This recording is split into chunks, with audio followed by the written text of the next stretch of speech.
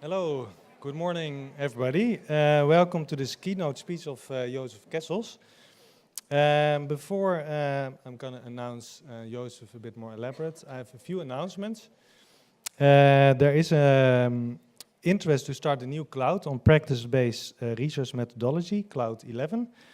And there will be a short meeting this afternoon at 1:30 opposite of the registration desk in the lobby. So if you're interested, please go there.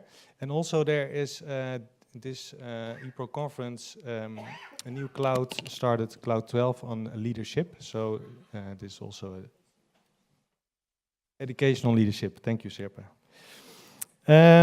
Then it's a great honor to introduce to you Professor Dr. Joseph Kessels. Joseph Kessels is a Professor Emeritus at the Open University in the Netherlands and University of Twente. He's also founder of Kessels and Smith, with the beautiful name The Learning Company. Nowadays an international renowned consultancy firm. I was very lucky that I could work with Joseph as colleagues at the Open University for several years on topics like human resource development and distributed leadership. What I admire in the work of Joseph is that he's not only involved in groundbreaking research, but also truly integrates it into practice and being its own practice, his own company, or in other fields and practices. So in this way, I think it's an excellent fit to this conference. His keynote is about sustaining learning in a knowledge-productive workplace. How can we keep having enough breathing space to develop ourselves in a time of increasing working pressure? I think everybody recognizes this maybe in his own work. So I would say, yeah, take a deep breath, relax, and enjoy the keynote of Joseph Kessels. Joseph, can I introduce you? Take the floor. The floor is yours.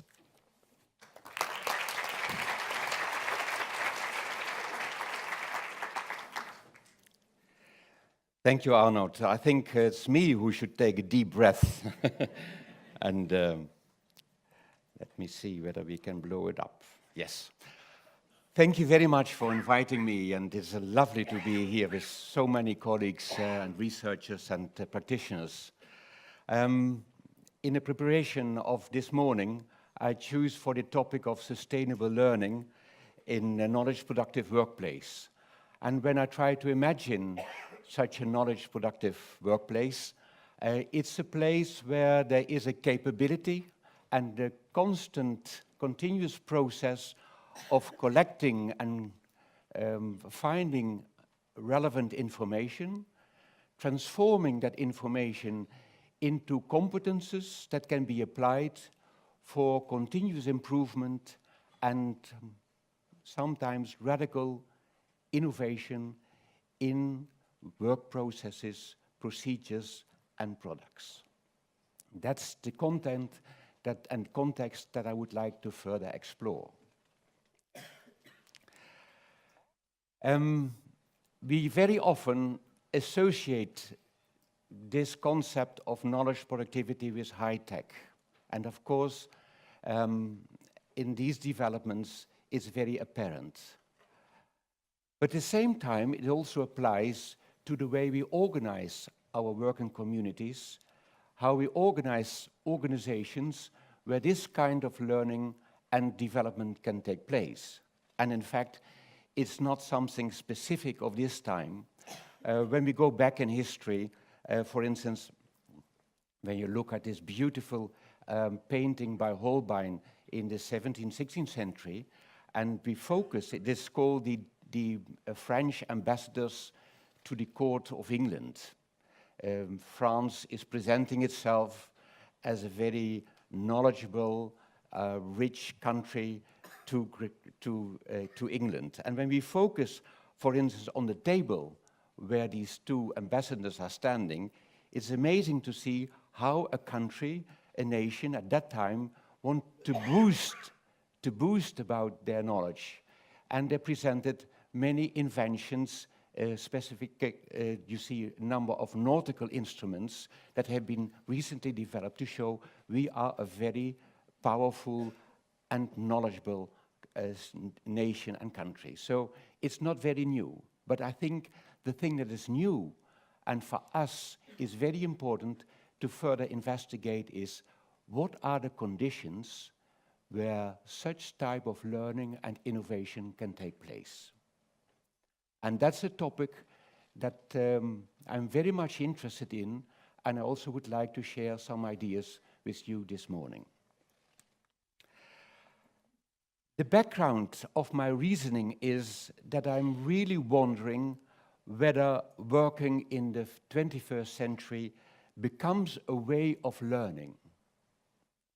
We are so used to the concept of learning in the workplace, or training for the workplace, or transmitting knowledge from a classroom setting to a working setting.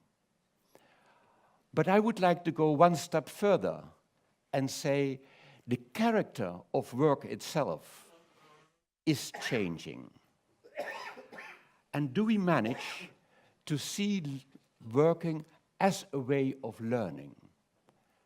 And when you adopt that idea, it has a tremendous impact on how we look at the work environment, how we try to organize work, and how we try to lead others in that work environment. And I see these changes, for instance, gradually we are moving from routines to problem solving. We expect from our co-workers that instead from following the rules and instructions, we ask them to anticipate and to see what's happening next and taking initiative. In fact, when I go to my work in the morning, I don't know what will happen that day. And for most of my tasks, I've not been trained, I've not been educated, and I have to find out what will happen. I will do that with my colleagues. So it also puts formal training and education in a different light. As a starting point for this morning, I would argue working in a modern working place means learning. And then it means how should we organize that workplace to facilitate day-to-day learning. I would like to address 4 main topics this morning. On the one hand, we agree that improvement, innovation, and learning are important. But at the same time, it creates tremendous dilemmas and paradoxes that I would like to share with you. And I would also like to focus on the concept of leadership in that domain. And I make a distinction between 2 broad concepts. On the one hand, the traditional positional leadership, where the leader is elected or chosen and has a certain influence based on the formal position and the power that goes with it. And on the other hand, I would like to explore the concept of distributed leadership, where we also exert influence on others to reach certain goals or objectives, but not on the basis of power and position, but on the basis of experience, ambitions, and expertise. And there we engage in a dynamic process of claiming leadership and granting this influence to colleagues on the basis of their expertise, experience, and ambitions. And then we could try to answer the question, what is needed to perform sustainable learning and professional development? And it goes probably without saying that here intrinsic motivation and self-directedness are the key concepts. But most organizations do not know how to handle these 2 main concepts, which means that many companies, many institutions, and many school institutions as well keep themselves stupid.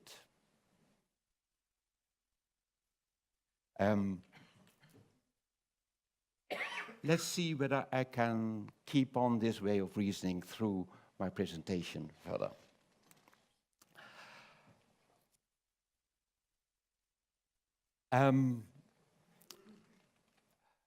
You may wonder why I have chosen this butterfly. I think it's the national animal of Finland. And it has been chosen this year as an important icon. The same applies to the rye bread. It's the national food of Finland, elected this year. The Finn horses, representing the many faces of Finland, and the elections this country had for designing new lines on the coats of arms of Finland. This country, where we are having our meeting, is celebrating a very important event. 100 years ago, they resumed their autonomy. And when you talk with Finnish colleagues, you feel that this is extremely important. The enjoyment of govern yourself. The enjoyment of feeling I'm an autonomous person who can decide about the how, the what, and the why. And you feel it during this conference, how important it is. I feel it also in companies. And I think it is extremely important also for learning. And therefore I have chosen the topic of autonomy as one of the red threads through my presentation. Of course, Finland is one of the leading educational systems. It has built a marvelous educational ecosystem. And probably it has to do with this awareness of recent autonomy. On the other hand, I'm Dutch. We also have this research report of the UNICEF in 2013, making a comparison about the happiness of children in rich countries. And the Netherlands has the happiest children in the world. And of course, we are wondering, why are the Dutch kids so happy? And there are parents, Rina Acosta and Michelle Hutchinson, a British and American, who wrote a beautiful book, they live in the Netherlands, about these happiest kids in the world. And they have chosen a subtitle, How Dutch Parents Help Their Kids by Doing Less. It looks funny, but I think that one of the main drivers of the happiness of the Dutch children is that they enjoy a great autonomy. If you know what we do to let our kids go to school on their bikes by themselves, for the Dutch is quite normal. But this autonomy to move and to go is extremely important. It's not just, they're not just happy because they have the choice of peanut butter and jelly and chocolate hail at breakfast. It's this intrinsic feeling of autonomy that we cherish and we try to develop further. But you can imagine, when a child has the autonomy to bicycle, to cycle to school, even in the big cities, why should this autonomy stop in front of the classroom? And when it is so important for these kids, for these children, why this autonomy should not be important for the teacher as well? And when we continue this way of reasoning, when these kids leave school with a diploma and find their jobs, and we live in a knowledge-intensive economy, where learning and knowledge development is so important, and that we associate autonomy with the power of learning, why do we stop the autonomy as soon as they enter in a job and they have to obey to instructions, rules, and regulations? it's not a very clever way of dealing with bright people, to put them in jail mentally. So, what makes professionals shine? That's a very intriguing question. And here I would like immediately to introduce a number of dilemmas and paradoxes that I come across when dealing with this question, whether it is in companies, institutions, hospitals, government agencies, or schools. And I've chosen two pictures to illustrate my dilemmas. On the one hand, on the left hand, I have chosen a still from the movie Farinelli by the Belgian director Gérard Corbiot. I don't know whether you know Farinelli. Farinelli was a famous castrato in the 18th century. He was very successful. He traveled around Europe. He was a flamboyant person. He was like a Michael Jackson of his time. And especially the ladies, they loved it. I don't know whether it has been very fruitful, but I have chosen the picture because it shows some angriness, but also eagerness. It has also its vitality in it. And it also has to do with art and performance. And on the other side, on the right side, I've chosen a marvelous picture, portrait by Holbein, presenting a traditional, powerful person. He is a leader, well-to-do, nicely dressed, and what's intriguing for me is that he's wearing a weapon. And it would be impossible to think, for instance, in the Netherlands we got a new king a couple of years ago, and we have made many new portraits. It would have been unthinkable that our king would present himself with a pistol in front of it. Anyway, this portrait shows you do what I tell you to do, and if you don't do, I will not hesitate to punish you. That's the image. And behind these images, there go my considerations for the dilemma and the building blocks for the paradoxes. On the one hand, the Farinelli side. When we talk about professional development, it's based, and when we go to the research and the literature reviews on this topic, it's based on curiosity. We can develop ourselves when our work is regarded as meaningful. We can do that in an environment where we enjoy some trust, where you don't have to be careful that your seat is still there tomorrow or still has 4 legs. You need some kind of personal excitement and passion to go further. This only can be done in a domain where you enjoy autonomy and self-directedness. And we know from our research that one of the main components is a high level of self-efficacy, this beautiful concept from social psychology. The belief that I can do. And it is interesting, when we look at our educational systems, you could ask the question, is our educational system, whether it is in a school environment or in a corporate setting, is it promoting self-efficacy or is it constantly inhibiting self-efficacy? When I look at the many tests that our students have to take, which in fact it means every day proving, Joseph, you are good enough, so you may return tomorrow. It's not very healthy for my self-efficacy. But we organize a system that does so. During most of my career, I've been working in a domain of lifelong learning for adults. And I've worked with many adults who left the school system almost illiterate. They had the impression, school is not for me. For them, lifelong learning sounds like a lifelong sentence.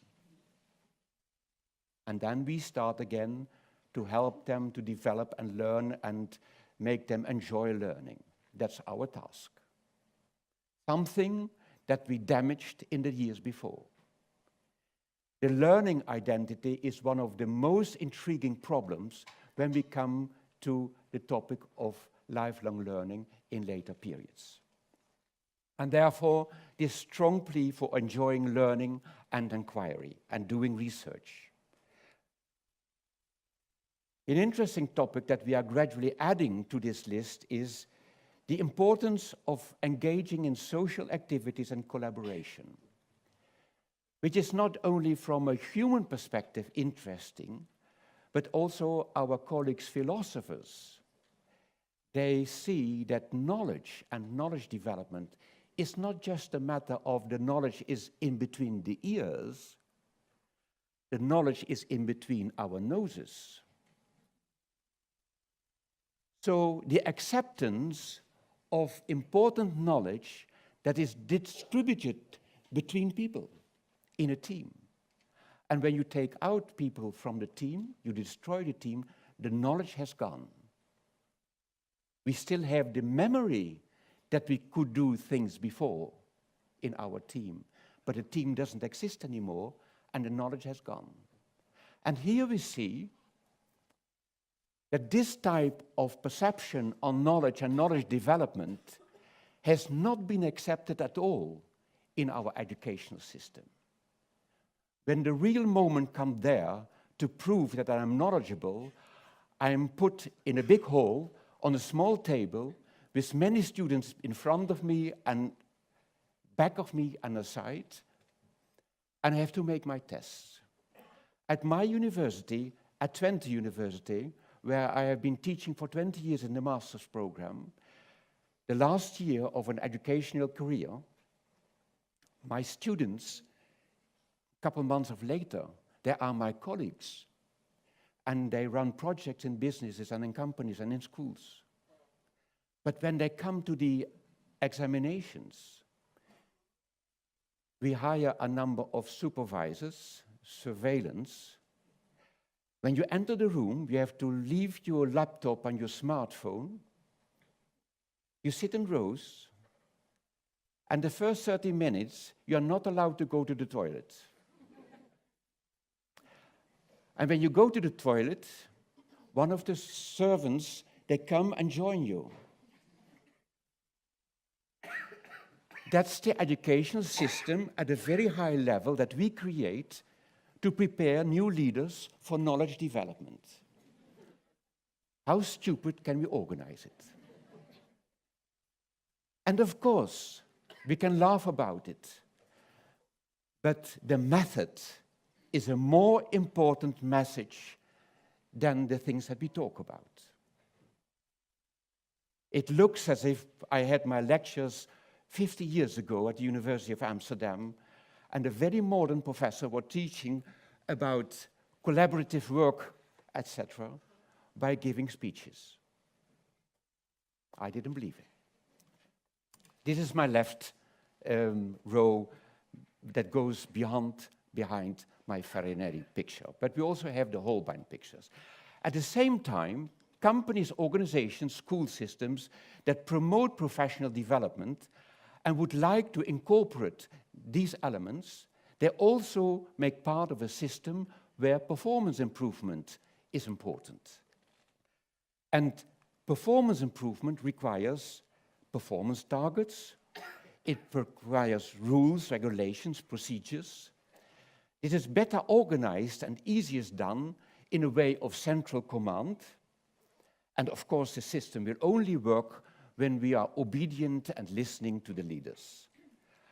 And of course, we spend a lot of money, and it's very important, so we build a quality assurance system, and we are held accountable for what we are doing. And of course, we cannot control ourselves. We need external inspection, standardized objective tests to prove that we are better than the other. And you only can continue offering your services when you are officially accredited and that your profession is registered. That's my right column.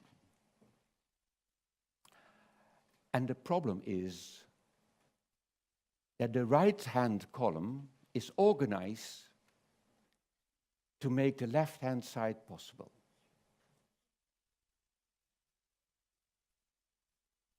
But at the same time, the right-hand column eats the left-hand side.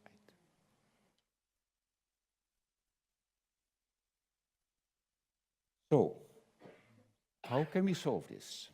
And maybe just take a few seconds to find out whether your neighbor agrees with these two lists or have a complete different opinion, and how should we solve it? Because it's a dilemma and it has paradoxes in it. Please go ahead.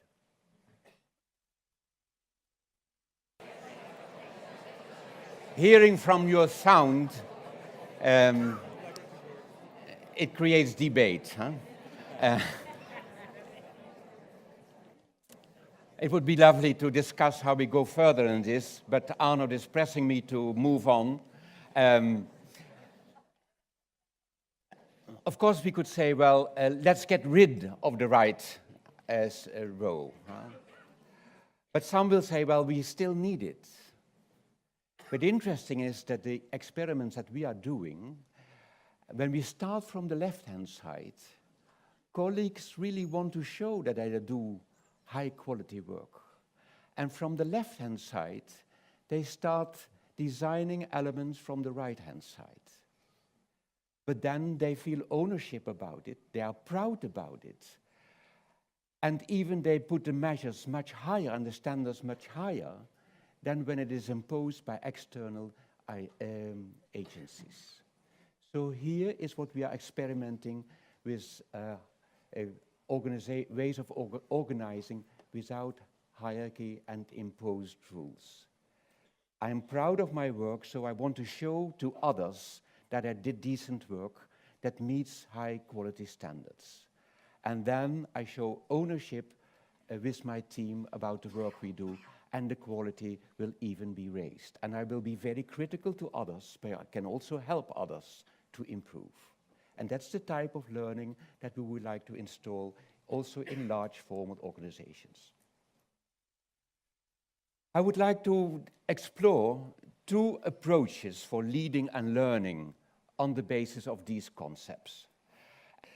First, my team that is organized in positional leadership, as I explained, where the leader has a formal hierarchical position and organized work.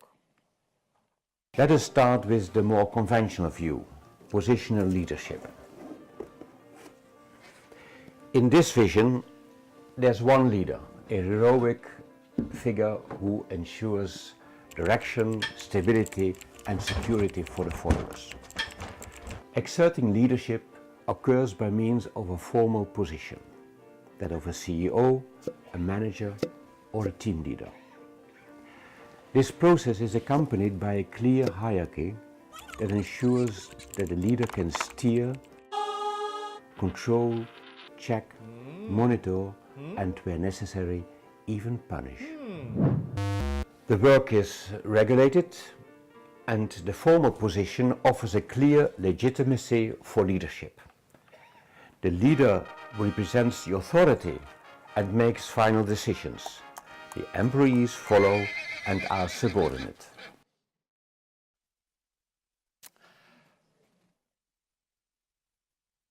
When we... It takes too much time.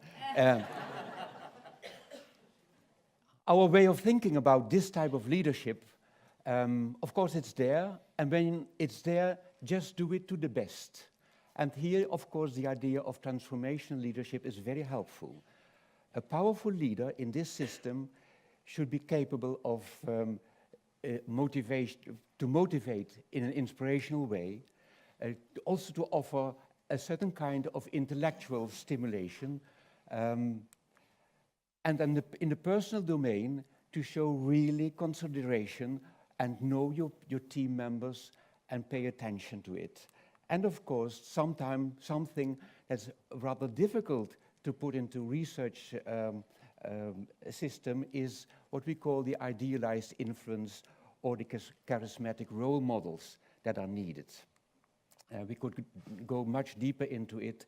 There is a lot of research also in the domain of education where we see that transformational leadership is beneficial for professional development in schools and ultimately in student results.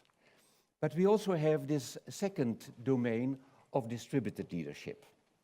And my little friends in the second box, they try to operate in a distributed way. Not everyone is a leader at the same time. Members exert influence when they have a specific expertise or experience that's required for a specific task or problem in a given situation.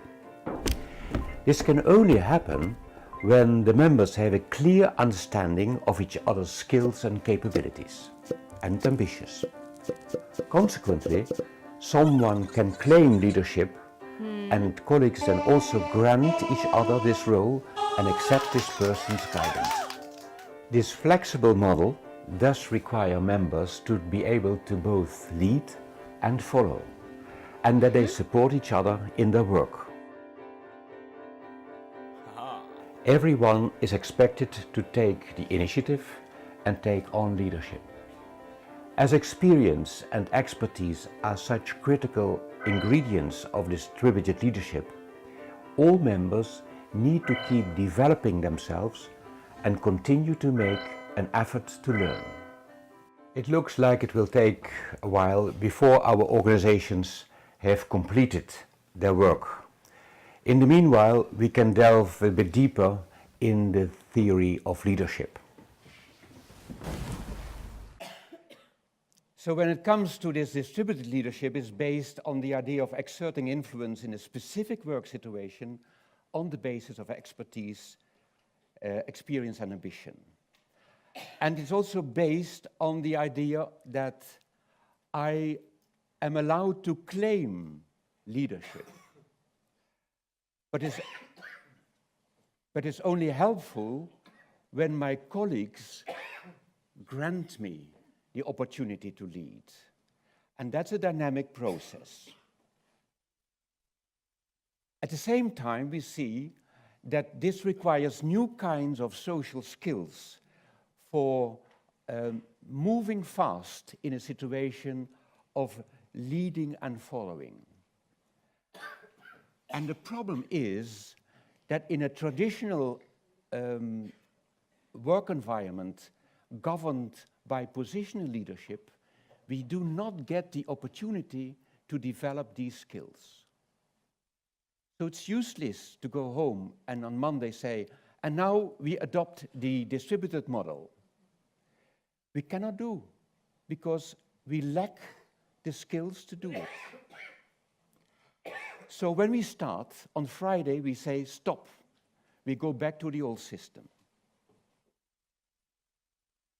And here our profession comes in. How do we organize this gradual improvement of the learning climate in a traditional work environment that helps us moving towards distributed leadership? We can make a comparison. Let us take a look at the results. We see the green positional team worked a bit more efficiently. They did indeed have a very well-trained leader. But if we look at the blue distributed team, then we see that they have paid more attention to an innovative execution. They used their expertise optimally and worked on new solutions. As they could exert more influence on the execution of the project, they have also gained more experience. They will be able to use this experience and their newly acquired skills again in future projects. In the successful positional model, It's the manager who will most significantly improve. Here, you will already notice a subtle distinction between, on the one hand, the performance paradigm and the development paradigm. Both are definitely worthwhile, but their foci are different. So, Arnold, how many minutes do we still have? 3, 4. Thank you very much. Yeah.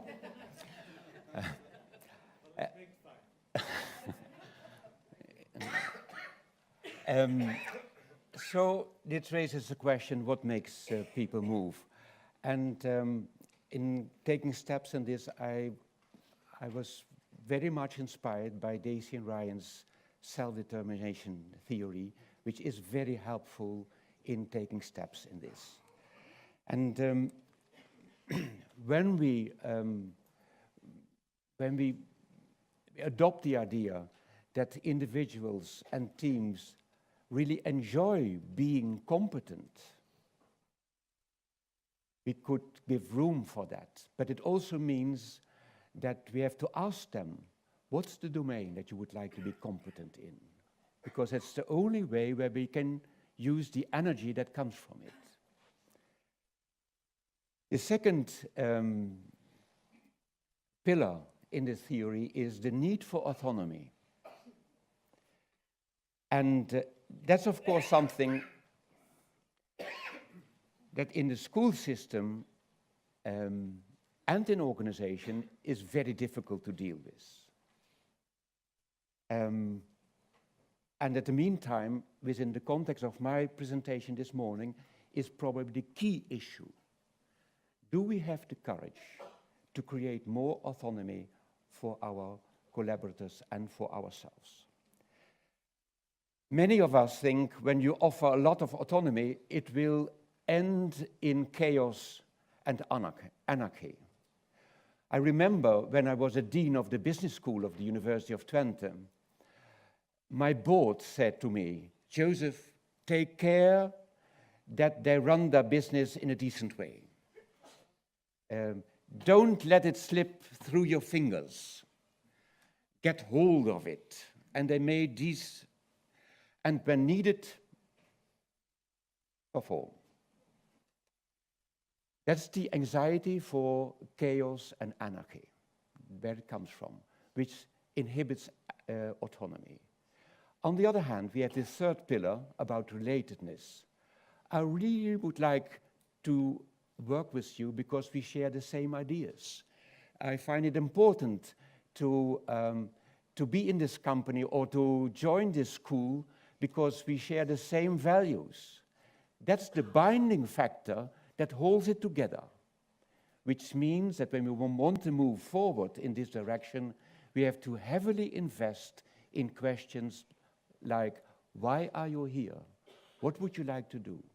And so on. And this kind of discussions are not easily organized in a formal work environment. And very often, people add this fourth pillar, which is not part of Daisy and Ryan theory, and it's the need for money. And it's interesting, I don't know whether it's with you, but in the Netherlands at the moment, when I see when something is lacking in a domain of competence, the need for autonomy and the need for relatedness, the only accepted way out is asking for more money.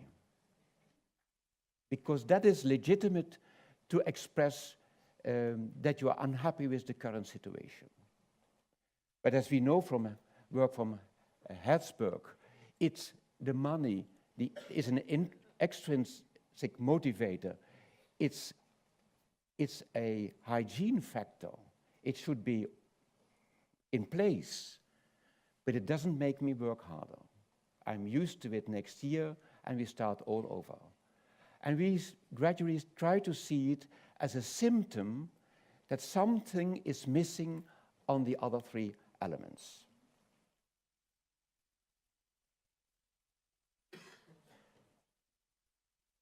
So let us leave that out.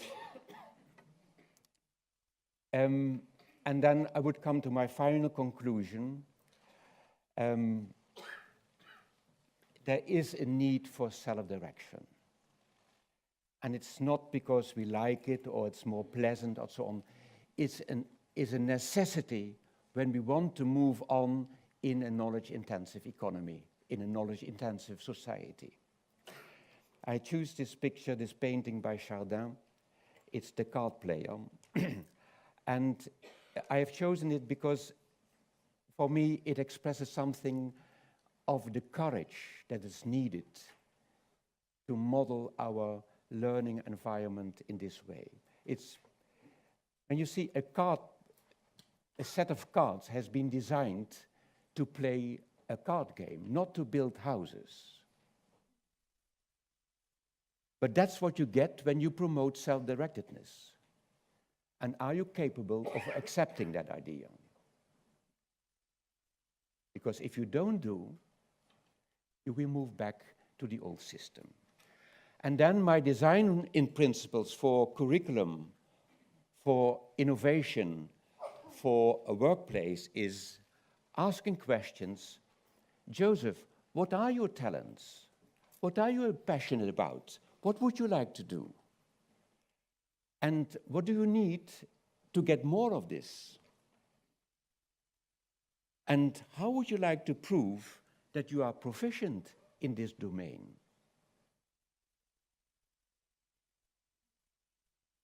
Which in fact means that our students can design their own tests. And when I did experiments with this at the University of Twente, the secretary of the examination board came to me and said, Professor Kessels, is it true that your students can design their own examen? And I said, well,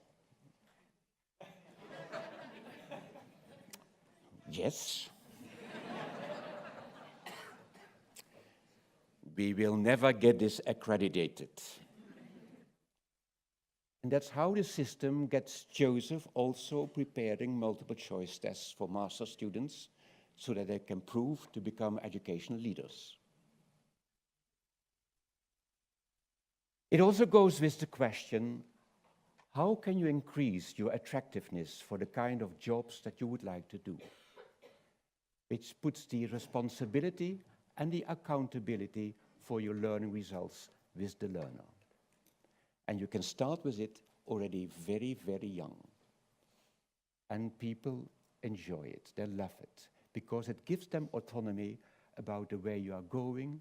Learning becomes a pleasure, and it's no longer a matter of lifelong sentence.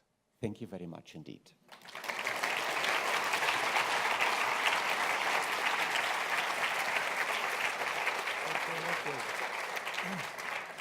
Thank you very much, Joseph, for this inspiring talk. I think you really touched some really crucial, fundamental problems and issues in organizations and in schools. We run a little bit out of time. I hope we can steal 5 minutes from your time from the break, if that's okay.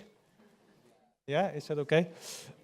So for some questions, could I have 2 microphones? Yeah. On this side? Yeah. So are there questions in the audience?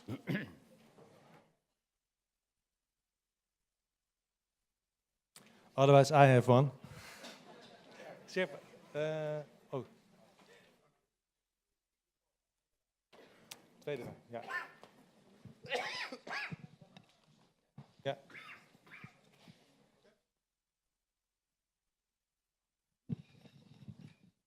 Does it work?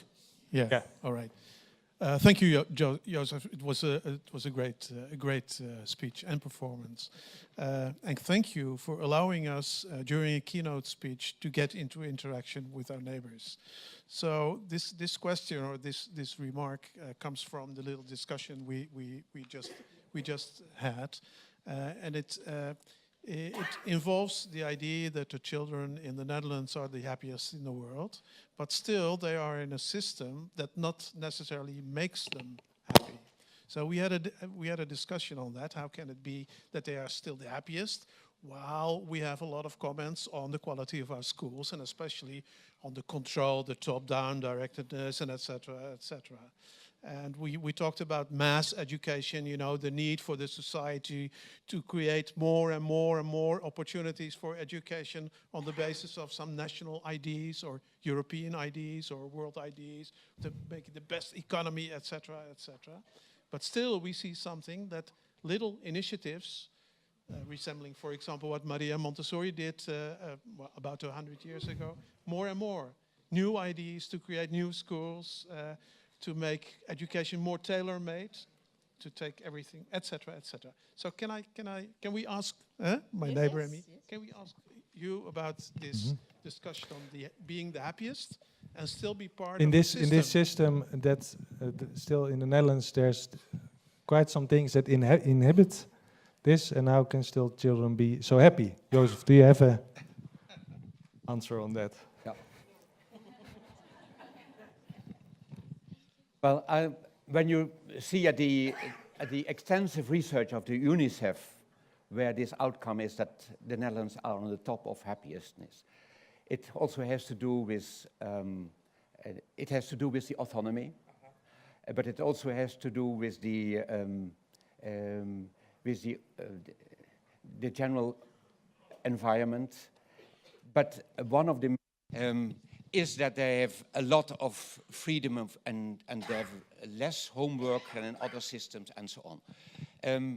But we could also put it the other way around. If we take this as a starting point, how much more could we gain when we give up the formal curriculum? And I mean it. I've worked with so many dropouts in the educational system. 35,000 per year in the Netherlands, youngsters who do not return on Monday, not because there were criminality in the family or difficulties, they just don't show up anymore. Joseph, this is not my world, I don't belong to it. Even in the upper level, in our secondary education, we have an increasing motivation problem. The bright students, they come to school because it's a lovely place to meet their peers, not for the subject. That's our problem at the moment. So we have to do something about it. Yeah. Okay. Thank you very much. Any other questions? There. Joseph, thank you for your nice question. And I think you are very self-directed. But even if you, Joseph, can't resist to make a multiple choice, how can we do that?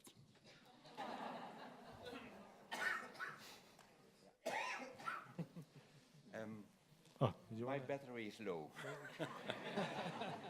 Yeah, I have to refill.